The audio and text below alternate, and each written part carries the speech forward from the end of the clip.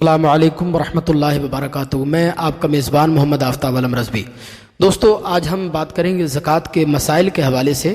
دوستو، آپ کو علم ہوگا کہ ہم نے اپنی پچھلی ویڈیو میں زکوٰۃ کی اہمیت اور اس کی فضیلت کے حوالے سے گفتگو کی تھی، جس میں ہم نے بیان کیا تھا کہ زکوٰۃ اسلام کے بنیادی ارکان میں سے ایک بہت ہی اہم رکن کا نام ہے، اور ساتھ ہی ساتھ یہ بھی بتایا تھا کہ زکوٰۃ فرض ہونے کے باوجود اگر کوئی شخص زکوٰۃ ادا نہ کرے تو وہ ایسا ہے جیسے اس نے اسلام کی بنیاد کو ڈھا دیا۔ اللہ اکبر۔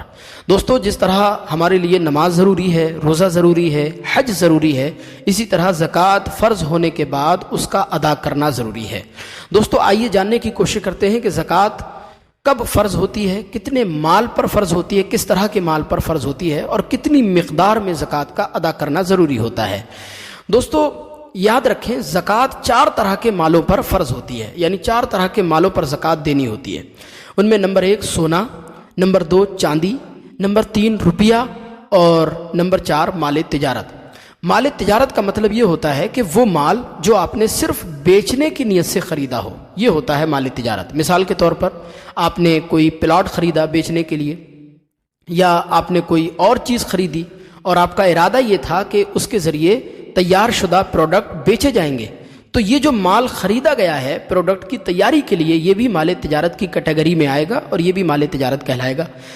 اب سونے کی بات کرتے ہیں کہ سونا 7.5 تولہ ہونا چاہیے زکوٰۃ فرض ہونے کے لیے، اور چاندی 52.5 تولہ ہونا چاہیے زکوٰۃ فرض ہونے کے لیے، یا پھر اتنا روپیہ ہونا چاہیے جس سے آپ 52.5 تولہ چاندی خرید سکیں۔ مثلا چاندی کا پرائس آپ مارکیٹ میں چیک کریں اور پھر اس سے روپے کا اندازہ کریں۔ فار ایگزامپل، مارکیٹ میں اگر 600 روپے پر تولے کے حساب سے چاندی کا ریٹ ہے تو 52.5 تولہ چاندی تقریباً 31,500 کی بنتی ہے۔ یہ صرف مثال کے لیے میں عرض کر رہا ہوں، باقی آپ اپنے یہاں کی مارکیٹ میں چاندی کا ریٹ چیک کر کے ہی زکوٰۃ کا حساب لگائیں۔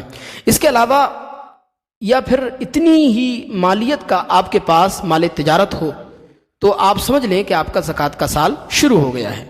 اب وہ اسلامی تاریخ، گھنٹہ، منٹ سب آپ لکھ کر کے رکھ لیں اپنے پاس۔ اس کے علاوہ زکوٰۃ فرض ہونے کی ایک صورت یہ بھی ہے کہ یہ تمام چیزیں، یعنی سونا، چاندی، مال تجارت، کیش، یہ سارا کچھ، یہ ساری چیزیں اتنی مقدار میں موجود نہیں ہیں جس سے زکوٰۃ کا نصاب پورا ہو سکے، بس تھوڑی تھوڑی مقدار میں موجود ہے۔ مثلا 1 یا 2 تولہ سونا موجود ہے، تھوڑی سی چاندی موجود ہے، یا تھوڑا سا مال تجارت موجود ہے، تو اس صورت میں زکوٰۃ فرض ہونے کی صورت یہ ہے کہ ان تمام چیزوں کو روپیوں میں تبدیل کر لیں گے، اور پھر دیکھیں گے کہ اگر ان کی مالیت 52.5 تولہ چاندی تک پہنچتی ہے تو سمجھ لیں کہ زکوٰۃ کا نصاب پورا ہو گیا ہے اور زکوٰۃ کا سال شروع ہو گیا ہے۔ اب جب 1 سال گزر جائے گا تو پھر آپ دوبارہ حساب کریں گے۔ مثال کے طور پر رمضان کی 1 تاریخ کو آپ کا زکوٰۃ کا سال شروع ہوا تھا، اب آئندہ سال رمضان کی جب 1 تاریخ آئے گی آپ کی زکوٰۃ کا سال مکمل ہو جائے گا۔ اب آپ کو دیکھنا یہ ہے کہ کتنا سونا ہے، اس کا روپیہ نکال لیں، چاندی، کیش، مال تجارت، ان سب کا ٹوٹل نکال لیں، اور پھر دیکھیں کہ آپ کے اوپر اگر کسی کا قرضہ ہے اور اسے فوری طور پر اگر ادا کرنا ہے، جیسے اس مہینے کی کوئی انسٹالمنٹ آپ کو بھرنا ہے، یا بینک کو کوئی پیمنٹ دینی ہے، یا آپ نے کوئی مکان خریدا تھا اس کی پیمنٹ دینی ہے، تو ان سب کو اس میں سے مائنس کر دیں۔